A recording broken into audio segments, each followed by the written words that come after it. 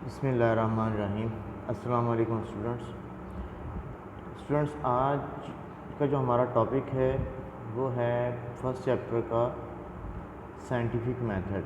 Scientific methods के अंदर क्या होता है और इसमें कौन कौन से स्टेप्स हैं, तो इसमें देखते हैं।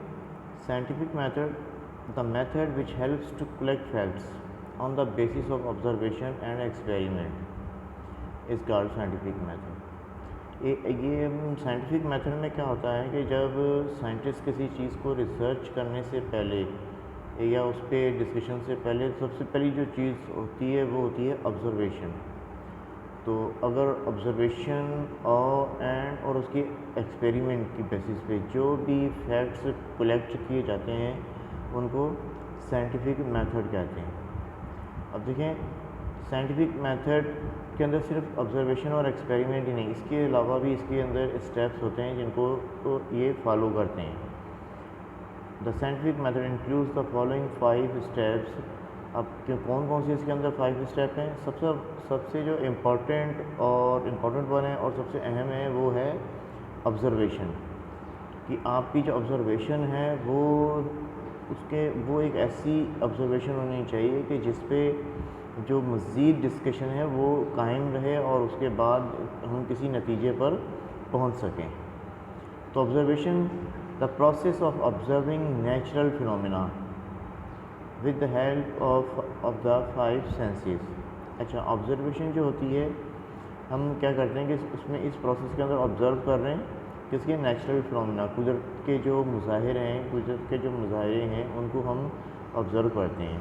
किसकी हेल्प के साथ? 5 सेंसेस में। 5 सेंसेस में आपको मालूम है कि 5 सेंसेस के अंदर जो हमारा फर्स्ट सेंस है वो क्या है? आई साइट, देखना, किसी चीज़ को देखना, और उसके अलावा उसको स्मेल करना, उसको टच है, फिर उसको सुनना है।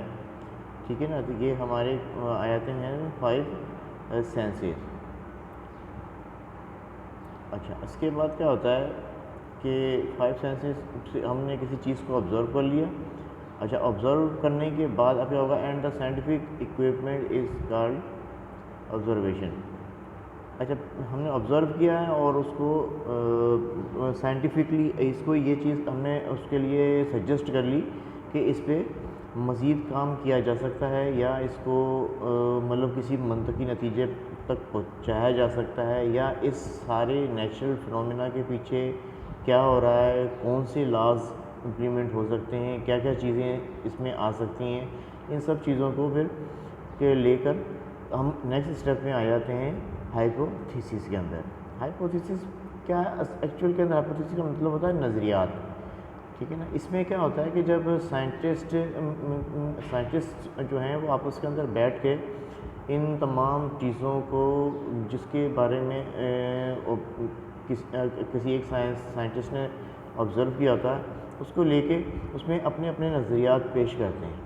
अच्छा, ज़्यादातर जो नज़रियात हैं इसमें जो जो उन साइंटिस्ट हैं वो उसके अगेंस्ट पेश करेंगे। ठीक है ना? अगर एक मिसाल के तौर पे अगर मैंने किसी चीज़ को ऑब्ज़र्व किया और उसके लिए मैं ये कहता हूँ कि भाई ये चीज़ इस तरीके से काम करेगी और ये इसका चीज़ है और ये इसके पीछे जो है वो फिनोमेना और ये बातें इसके पीछे हैं, तो अब क्या होगा कि जो रिमेनिंग साइंटिस्ट होंगे ना वो इसके ख़िलाफ़ जाएंगे। अब मैंने उनको मुतमईन करना है, उनको क्या करना है? सेटिस्फाई करना है अपने नज़रियात पेश करके। और अगर इसके अंदर मैं कामयाब हो जाता हूँ तो फिर क्या होता है? फिर उसी को लेके और इससे मैं जब उन तमाम जो अगेंस्ट साइंटिस्ट होते हैं उनको जब मैं सेटिस्फाई कर लेता हूँ, सेटिस्फाई करने के बाद अब क्या होगा? उस अमल को, उस प्रोसेस को हम अगले स्टेप के अंदर चले जाएंगे। अगला स्टेप क्या होगा? If the hypothesis is accepted it is called theory. कि अगर उस हाइपोथेसिस को जो मैंने नज़रियात पेश किए थे अगर उसको एक्सेप्ट कर लिया गया, ठीक है ना, मैं इस चीज़ में कामयाब हो गया कि उनको मैं हर तरीके से सेटिस्फाई कर दूँ, तो अब उसको हम कह देंगे कि ये एक थ्योरी की शक्ल वो अख्तियार कर लेगा। ठीक है ना? अच्छा, थ्योरी होता क्या है? इसमें लॉजिक्स और रीज़निंग के थ्रू ही ये चीज़ पेश की जाती है। मैंने अभी तक सिर्फ लॉजिक्स बताई, उसकी रीजनिंग बताई और अपनी स्ट्रॉन्ग किस्म के पॉइंट्स उनको बताए। तो इसको अब क्या कहिए, और इस चीज़ से वो सेटिस्फाई भी हो गया। सेटिस्फाई होने के बाद फिर ये कौन से क्या कहलाएगा कि ये थ्योरी है, ठीक है ना। अब थ्योरी के बाद अगर इसमें ऐसी गुंजाइश है कि इसके अंदर मज़ीद वर्क किया जाए और एक एक्सपेरिमेंट किया जाए और उस एक्सपेरिमेंट से देखा जाए कि वो मतलब वो थ्योरी ऐसी हो कि वो एक्सपेरिमेंट के काबिल भी हो, ठीक है ना, और उसमें एक्सपेरिमेंट भी पॉसिबल होगा, एक्सपेरिमेंट इस पर किया जा सकता है, तो फिर उसके ऊपर हम क्या करेंगे, एक्सपेरिमेंट होगा। The experiments are design to test the theory. उसी थ्योरी को टेस्ट करने के लिए फिर एक एक्सपेरिमेंट को डिज़ाइन किया जाता है कि इसको क्या होगा और इसमें क्या नतीजा निकलेगा, क्योंकि जो हाइपोथेसिस में नज़रियात पेश किए गए थे क्या उसके मुताबिक रिज़ल्ट आता है या नहीं आता। The theory is checked by an experiment. उसी थ्योरी को एक एक्सपेरिमेंट के ज़रिए चेक किया जाता है, ठीक है। तो अगर उस थ्योरी के अगर एक्सपेरिमेंट जो है कामयाब हो जाता है और जो नज़रियात जो पेश किए गए थे उस रिसर्च से मुतालिक और बिल्कुल रिज़ल्ट भी आफ्टर एक्सपेरिमेंट उसके मुताबिक आता है, तो फिर क्या होगा कि उस एक्सपेरिमेंट को एक्सेप्ट कर लिया जाएगा और वो अब मज़ीद अगले स्टेप में चले जाएगा जो कि लॉ वगैरह बन जाएगा। अगर फॉर एग्ज़ाम्पल एक्सपेरिमेंट करने के बाद रिज़ल्ट हमें वो नहीं मिला जो नज़रियात में पेश किया गया था, ठीक है ना, हाइपोथेसिस में पेश किया गया था, रिज़ल्ट जो है उसके बरक्स या उसके से चेंज मिला, तो फिर क्या होगा, इसी रिसर्च को दोबारा हाइपोथेसिस के अंदर सेंड कर दिया जाएगा और दोबारा से एक मतलब ये उसमें जो है रिसर्च उसमें नज़रिया जो दोबारा से पेश किए जाएंगे और दोबारा उस बात के ऊपर गौर व फिक्र और नए नज़रियात उस पर पेश किए जाएंगे और उसको देखा जाएगा कि भाई जो हमने पहले पर चीज़ सोची थी, जो एक्सपेरिमेंट हुआ उसके मुताबिक वो रिज़ल्ट निकला नहीं जो हम सोच रहे थे, तो अब दोबारा से उसको लेकर एक नया प्रोसेस शुरू हो जाएगा। और अगर तो एक्सपेरिमेंट जो है वो कामयाब हो गया और रिज़ल्ट भी वैसा ही आया जैसे कि हाइपोथेसिस के अंदर बताया गया था, फिर उसको हम मज़ीद आगे अगले स्टेप में सेंड हो जाएगा, वो क्या हो जाएगा, वो फिर एक लॉ बन जाएगा। If the predicated results are obtained by experiment, the theory is supposed to be correct and then this theory becomes law। अब जो रिज़ल्ट हैं वो बिल्कुल ऐसे हासिल हुए एक्सपेरिमेंट से कि जो भी थ्योरी के अंदर सपोज किए गए थे और एक प्रिडिक्ट किए गए थे कि रिज़ल्ट ऐसा ही निकलेगा, तो फिर जब उसकी करेक्शन हो जाती है तो क्या कहते हैं, फिर इस थ्योरी को लॉ बना दिया जाता है, ठीक है ना। और जो लॉज होते हैं ना, आप इनको हम चेंज नहीं कर सकते।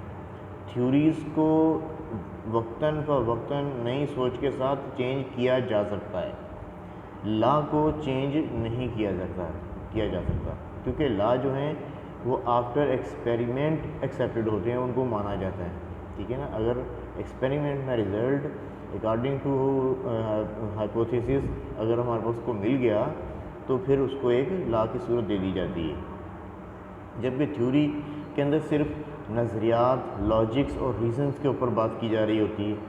तो लॉजिक और रीज़न्स कोई नया आने वाला जो साइंटिस्ट है वो भी कोई नए नज़रियात, कोई नई रीज़न्स, कोई नई लॉजिक्स दे भी सकता है और उस पहले वाली थ्योरी को रद्द भी किया जा सकता है। जैसे कि जो लेड थ्योरी से मुतल्लिक जो इतनी थ्योरीज़ आई हैं उनमें ऐसे होता रहा है कि वक्तन जो है वो जो प्रीवियस थ्योरी को रिजेक्ट कर दिया जाता था और नई थ्योरी आ जाती थी। तो ये हैं 5 स्टेप्स हैं किसके लिए, साइंटिफिक मेथड में, और ये हमारा एक टॉपिक था, इंपॉर्टेंट टॉपिक है ये भी, और ये अक्सर क्वेश्चन है ये शॉर्ट नोट्स के अंदर आ जाता है कि साइंटिफिक मेथड क्या है और इसके जो स्टेप्स हैं उनको डिफ़ाइन करें। उम्मीद करता हूँ बेटा ये थोड़ा बहुत आपको समझ में आ गया होगा, अंडरस्टैंड किया होगा इसको। नेक्स्ट हमारे पास जो टॉपिक है वो है एरर्स का। एरर क्या है, what is error and it's category, या इसकी टाइप्स कौन सी है। The deviation from true value of measurable quantity. तो एरर्स कहा जाता है कि जब हम किसी क्वांटिटी को मेजर कर रहे हैं और जो हमें मालूम भी हो उसकी जो रीडिंग्स वगैरह हैं, पर उसकी रीडिंग से मुख्तलिफ आ रही हों, इनहराफ हो रहा हो उस रीडिंग्स के अंदर, तो उसको हम कहते हैं डेविएशन। डेविएशन का मतलब यही है कि चेंज हो जाना ना, इनहराफ हो जाना। और हम जो सोच रहे हों कि ये इसका रिज़ल्ट ये निकलेगा और उसकी रीडिंग ये आएगी, पर ऐसे ना हो, ठीक है ना। तो जब उसके अंदर इस तरह से मिस्टेक्स हों या एरर्स आएँ, तो फिर उसको हम सिंपल ये साइंटिफिकली उसे एरर्स कहा जाता है। अच्छा, एरर्स को डिवाइड कर दिया गया है 3 कैटेगरीज़ के अंदर। फर्स्ट वन आया था पर्सनल एरर। पर्सनल एरर आने की वजह जो है ना, वो ऑब्ज़र्वर खुद होता है, जो ऑब्ज़र्व कर रहा है या जो रीडिंग्स ले रहा है वो खुद उसका जो है ना वो उसकी वो रिज़ल्ट बनता है। क्या कि अगर हम रीडिंग अच्छे तरीके से ना लें, ठीक है ना, रीडिंग लेते हुए हमें जो अपना इंस्ट्रूमेंट है अपनी आई साइड के बिल्कुल पैरेलल में रखना चाहिए, ना कि या मैं ऊपर से देख रहा हूँ या नीचे से देख रहा हूँ या एक साइड पर होकर देखूँ या दूसरी साइड पर होकर देखूँ, ऐसे नहीं हो। जो हमारा इंस्ट्रूमेंट वो बिल्कुल सीधा होना चाहिए और हमारी आँखों के सामने हो, ताकि रीडिंग्स के अंदर बिल्कुल भी एरर्स की कोई गुंजाइश ना रहे। क्योंकि ये एरर्स इतने, क्योंकि हमारे जो इंस्ट्रूमेंट होते हैं और हम वैल्यूज़ जो ले रहे होते हैं ना, वो बहुत बहुत माइन्यूट होती हैं, बहुत छोटी वैल्यूज़ होती हैं। इवन कि जब हम वर्नियर कैलिपर और माइक्रोमीटर यूज़ करेंगे, तो वर्नियर कैलिपर से तो 1 मिलीमीटर का हम 10th पार्ट तक उससे मेजर कर सकते हैं। 1 मिलीमीटर, अब 1 मिलीमीटर देख लें कितना सा होता है, उसका भी 10th पार्ट, तो ज़ाहिर सी बात है उसमें तो फिर एरर्स आने के बहुत ज़्यादा चांसेस होते हैं। इसलिए हम उसको थोड़ा सा, इसको हम जब रीडिंग लेते हैं उसकी, तो इंतहाई केयरफुली उसको ना लोकेट किया जाता है, देखा जाता है अच्छी तरीके से रीडिंग्स को। इसके अलावा माइक्रोमीटर है। माइक्रोमीटर से जब हम रीडिंग्स लेंगे तो वो माइक्रोमीटर के अंदर वो क्या होता है कि हम मेजर कर सकते हैं कि जो मिनिमम जो लेंथ है, क्वांटिटी है, वो है 100th पार्ट ऑफ 1 मिलीमीटर। वह 1 मिलीमीटर का 100वें हिस्से तक हम उसको मेजर कर सकते हैं। तो ज़ाहिर सी बात है, जब इतनी मतलब इतनी माइन्यूट किस्म की वैल्यूज़ को जब हमने कैलकुलेट करना है, तो उसमें पर्सनल एरर आने के चांसेस बहुत ज़्यादा होते हैं। तो इंतहाई हमने उसको केयरफुली उसको लोकेट करना है, उसकी रीडिंग्स को लेना है। इसके जो रीडिंग जो इसके होती हैं, अगर इसमें कोई एरर्स या कोई इस तरह की प्रॉब्लम आ रही हैं, तो उनको हम उसको मिनिमाइज़ करने के लिए, तो हम जो एक्सपीरियंस लोग होते हैं ना, और जो अच्छे तरीके से समझते हैं, मतलब हर किसी के लिए लेना इतना आसान नहीं होता है। ये आप लोगों को अंदाज़ा हो जाएगा जब प्रैक्टिकल आप शुरू करेंगे ना, उसमें प्रैक्टिकल करेंगे वर्नियर कैलिपर और माइक्रोमीटर के, तो फिर आपको अंदाज़ा आपको भी हो जाएगा कि ये कितना मतलब सेंसिटिव वर्क है ये रीडिंग से लेना। तो उसको मिनिमाइज ऐसे किया जाता है कि एक्सपीरियंस जो पर्सन है वो ऑब्जर्वर का जो एक्सपीरियंस होना चाहिए, ठीक है ना, उसे अच्छे तरीके से इस्तेमाल करना आता हो, किसको, इंस्ट्रूमेंट को।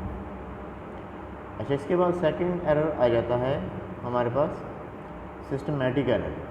सिस्टमैटिक एरर आने की वजह क्या हो सकती है कि अगर हमारा इंस्ट्रूमेंट या कोई आला जो हम इस्तेमाल कर रहे हैं मीजरिंग के लिए, वो ही रीडिंग्स को मतलब गलत बता रहा हो या किसी लो क्वालिटी का हो, इसकी यही वजह हो सकती है। अगर वो लो क्वालिटी होगा तो उसके अंदर जो मेजरिंग है, जो रीडिंग्स हैं, वो बहुत ही ज़्यादा रफ लिखी हुई होंगी। और उसके अलावा इसमें जो मार्क की होती हैं ग्रेजुएशंस, उसके अंदर छोटी छोटी सी रीडिंग्स होती हैं, तो ग्रेजुएशन जब उसको डिवाइड किया गया है, तो वो अगर गलत हों, उनके अंदर डिफरेंस हो, तो फिर ये भी एक फिर वजह बन जाती है कि एरर जो है वो अराइज हो जाता है और हमें प्रॉब्लम करता है, और जो हम चाहते हैं वैसे नहीं हो सकता। तो इस एरर को जो कि इंस्ट्रूमेंट की वजह से आए, उसको हम क्या कहते हैं, सिस्टमैटिक एरर, ठीक है ना, जो सिस्टम की ख़राबी की वजह से पैदा हो। तो इसके लिए सबसे इसको बेहतर यही होता है कि इसके लिए हम जो अच्छे क्वालिटी के जो इंस्ट्रूमेंट्स हैं उनको इस्तेमाल करें। This type of error can be removed by selecting a suitable instrument for particular measurement applications, ठीक है ना। इसके किस तरीके से हम इसको रिमूव कर सकते हैं। एक हम अच्छे क्वालिटी के जो हैं अपने हमारे पास जो इंस्ट्रूमेंट्स हैं वो अच्छे क्वालिटी के होने चाहिए। थर्ड वन जो इसके अंदर आया था एरर, तो ये लास्ट है रैंडम एरर। रैंडम एरर के अंदर क्या होता है कि random error can arise due to external conditions, that is the temperature, moisture और वोल्टेज में फ्लक्चुएट। अब इस किस्म की रीडिंग्स जो कि जिनके अंदर ऐसी रीडिंग्स में जिनमें फ्लक्चुएशन आ रही होती है, फॉर एग्जांपल अगर हमने टेम्परेचर को नोट डाउन करना है तो इसको लेते हुए हम बहुत ज़्यादा केयरफुल होंगे, क्योंकि टेम्परेचर देखें रूम टेम्परेचर चेंज होता है और अगर हम वरांडे में आएंगे तो चेंज होगा, और बिल्कुल ओपन एटमॉस्फेयर में चले जाएंगे तो टेम्परेचर चेंज हो सकता है। इसी तरीके से मॉइस्चर के अंदर भी मॉइस्चर में भी फ़र्क होगा, ठीक है ना। रूम की में मॉइस्चर कुछ और होगा, ओपन एयर में कुछ और होगा, तो इनकी रीडिंग्स को लेते हुए हमें बहुत ज़्यादा केयरफुल होना होता है। और ये जो एरर्स आ रहे होते हैं किसकी वजह से, एक्सटर्नल कंडीशंस की वजह से। ये मतलब हमारे हाथ में या इंस्ट्रूमेंट के हाथ में नहीं है। अब ये कंडीशन पे डिपेंड करता है कि वो किस तरीके से हैं, तो और हम इसको अच्छे तरीके से उसको मिनिमाइज़ करें। इसके अलावा वोल्टेज वगैरह को मेजर करने के लिए जो मीटर्स आते हैं या इंस्ट्रूमेंट होते हैं उनमें भी ये प्रॉब्लम होती है, क्योंकि वोल्टेज भी ख़ास करके हम जैसे जिस मुल्क में रह रहे हैं तो यहाँ पे फ्लक्चुएशन बहुत ज़्यादा होती है वोल्टेज की। अगर आप मीटर पे कभी नोट करें तो कभी मीटर पे वोल्टेज कभी 200, 210, 220, 230 तक भी वैल्यू आ रही होती हैं, और कभी 200 से भी बिलो हो जाती हैं, 190, 180 तक भी चली जाती हैं। तो इसमें क्या है कि वोल्टेज के अंदर भी फ्लक्चुएशन नहीं होनी चाहिए, और इसको एक अच्छे तरीके से हम मेजर करें। Such error can be minimized by taking several readings and calculating the value. तो ऐसे एरर्स जिनके अंदर रीडिंग्स के अंदर चेंज आ रहा हो हर रीडिंग में, तो उसमें हम क्या करेंगे कि उसकी रीडिंग्स 3, 4 या 5 दफ़ा ले लेंगे। अब 3, 4, 5 दफ़ा लेने के बाद फिर उसको क्या करेंगे, उसका मीन वैल्यू जो है वो निकाल ली जाएगी, मीन्स एवरेज वैल्यू जो है उसकी निकाल ली जाएगी, ताकि ये जो एरर है उसको मिनिमाइज़ किया जा सके, ठीक है ना। फिर एक अप्रॉक्सीमेट वैल्यू को कैलकुलेट कर लिया जाएगा। तो स्टूडेंट्स बेटा ये था आपका आज के टॉपिक साइंटिफिक मेथड और एरर्स की उसकी फिर ये 3 टाइप्स थी। तो इंशाल्लाह बेटा उम्मीद करता हूँ कि आपको ये समझ में आ गया होगा, और नेक्स्ट टाइम मिलेंगे। ओके बेटा, अल्लाह हाफिज़, टेक केयर।